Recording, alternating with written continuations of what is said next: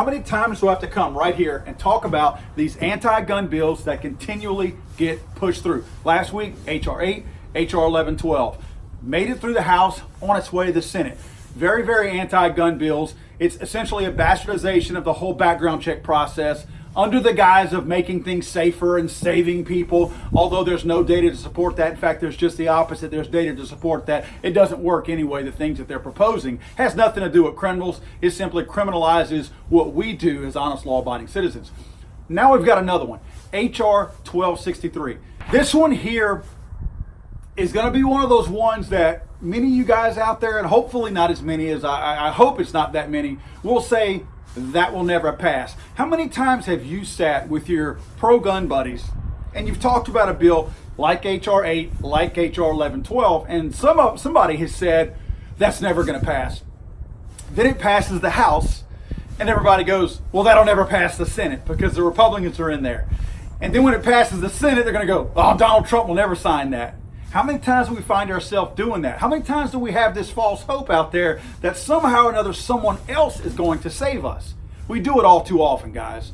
H.R. 1263 is one of those ones that we do not need to wait to see if the congressmen, the Republicans in Congress save us. Then we don't need to wait and see if the senators save us. Then we don't need to wait and see if Trump's going to save us. This is an overreaching bill. What it essentially does is it seeks to criminalize you and I for having semi-automatic shotguns or rifles that receive detachable magazines without registering them, just like the NFA Act of 1986. The National Firearms Act of 1986 essentially makes certain guns ones that have to be registered. Officially registered, not what some people think. Some people think doing a background check is some kind of quasi form of registration, and it's actually not. This is officially registering. This is an official register that the government will maintain and keep forever that would say where these guns are and who possesses them and make it illegal to transfer those guns for any reason. Again, we're going back to the whole background check thing. It skirts the background check issue because now you can't transfer these guns at all. You cannot transfer an NFA gun item for any reason without resubmitting that paperwork and getting the approval to proceed. Now, what 1263 is trying to mimic is treat every semi-automatic box-fed shotgun and rifle just like we treat an SBR, a short barrel rifle, short barrel shotgun right now. It's essentially the same thing. You'll need to register it with the government. You'll need to essentially get a stamp for it. You'll need to get permission to have it. Now, they will be grandfathered in. In other words, you'll be able to keep what you have, but you're going to have to register them.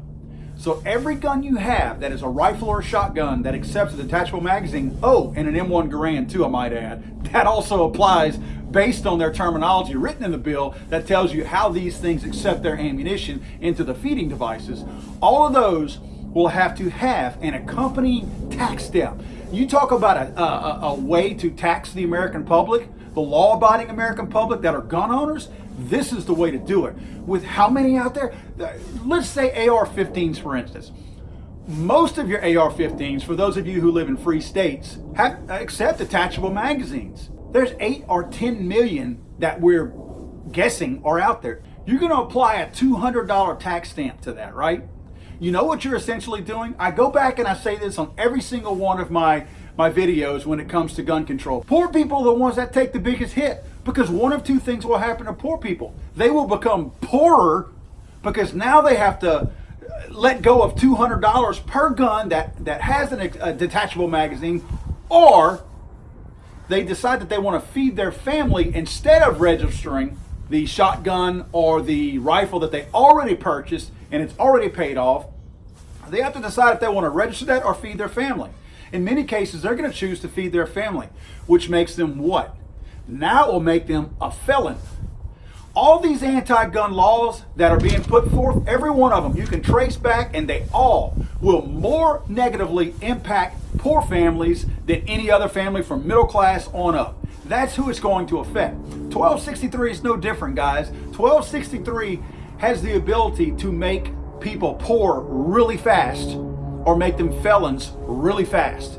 because there's a price tag tied to following this law. There's not just a compliance issue, there's a price tag. When you comply, you pay to comply with HR 1263. Let's say 1263 passes.